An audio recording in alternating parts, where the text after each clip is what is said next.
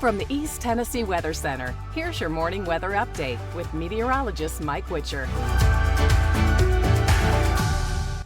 All right, good morning. Back in the saddle here this morning, Saturday, and we're talking about a severe weather potential that's going to be heading our way here for the day today. So we're going to get to work, and we're going to dive into all the latest details, talk about temperatures, and really what we can expect and the timing of how this all plays out. The storm system is behind our wave of energy that moved through yesterday, and it's diving its way down into Texas and also Oklahoma.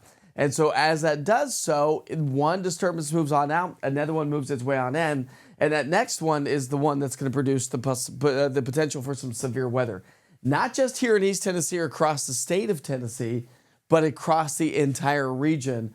A bullseye from Alexandria to Jackson, to Hattiesburg, Baton Rouge to Montgomery, Birmingham to Greenville, Shreveport to Lufkin. So again, we're talking about a level 1, 2, 3, and 4 risk issued by the Storm Prediction Center.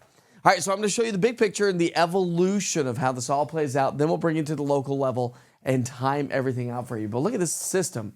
I mean, late December, early January kind of a storm system that's going to race its way on through. It's going to cause some destruction in its path. We're talking about flooding, wind damage, tornadoes. That can't be ruled out. That's across the region. For us here locally, here's what's going on. Probably after midnight tonight is when the best organization comes on through, the best timing. I think medium chance or possibility anyways for some damaging wind gusts. I do think that that's going to be the main threat. Tornadoes, can't rule it out, especially across the western and southwestern sections of East Tennessee. We do have some spin in the atmosphere, but it's on the low side. Same with hail, and also same with flooding potential, isolated in nature if we see any of that at all. So let's set the stage here this morning. We started off with temps in the 50s. It was warm yesterday. It's going to be warm again here today. Severe weather outlook by the Storm Prediction Center. This takes us all the way through 7 o'clock Sunday morning. That's the time frame with the Storm Prediction Center, okay? So that's important to note, and I'll explain why here in a second. All right, so I'm not expecting any sort of activity for severe weather by any stretch of the imagination throughout the day today.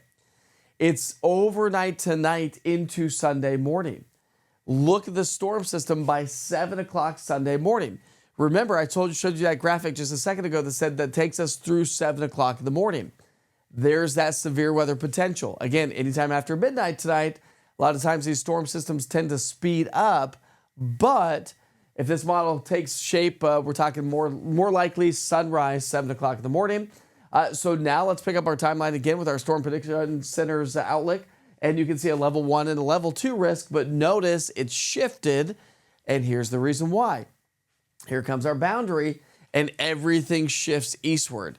So from 7 to 9, we're going to continue to hang on to a severe weather potential, especially across the foothills of the mountains. Then we're going to continue to see that kind of fade as we get into the noon hour. So I think anytime after lunchtime on Sunday, severe weather potential goes down. Rain showers will slowly fade away, but we're going to pick up some decent amount of rain. Again, we started the morning off with temperatures in the 50s here to get the day started, which is, well, much warmer than what we had yesterday morning. It was a chillier Friday morning. So lunchtime temperatures will be in the 50s. Forecast high temperatures today will top out in the 60s. So we are trending well above average. And again, a very warm, moist weather pattern on the way. So this evening, if you have any sort of evening plans, we're going to start to see those showers and thunderstorms increase. I don't think we'll have any severe weather threat by any stretch of the imagination, but by sunrise on Sunday morning, here's that situation. And again, it's going to continue to skirt its way up across upper East Tennessee and on out of here throughout the day on Sunday. Big time rains associated with this system as well. We're talking about anywhere, say about a quarter to upwards of a half, 3/4 to maybe even pockets of over an inch to maybe an inch and a half. So we could see some soaking rain with this system as it swings its way through all the way through Sunday. All right, Sunday high temperatures will top out in the 60s, so it is definitely going to be on the warmer side again on Sunday. When you look at your temperature trend, we'll start to trend downward as we ring in the new year. Here's the deal. New Year's Eve on Tuesday, high 57 degrees, not bad. New Year's Day, a little bit colder. There's another system that's going to be swinging its way on through. I talked about this last couple of days. Colder air is going to be in place for the first week to maybe leading into the first 2 weeks of January. Uh-oh. Let me talk about something for just a second. Do you remember what happened just a year ago in January? Like earlier this year? Yeah.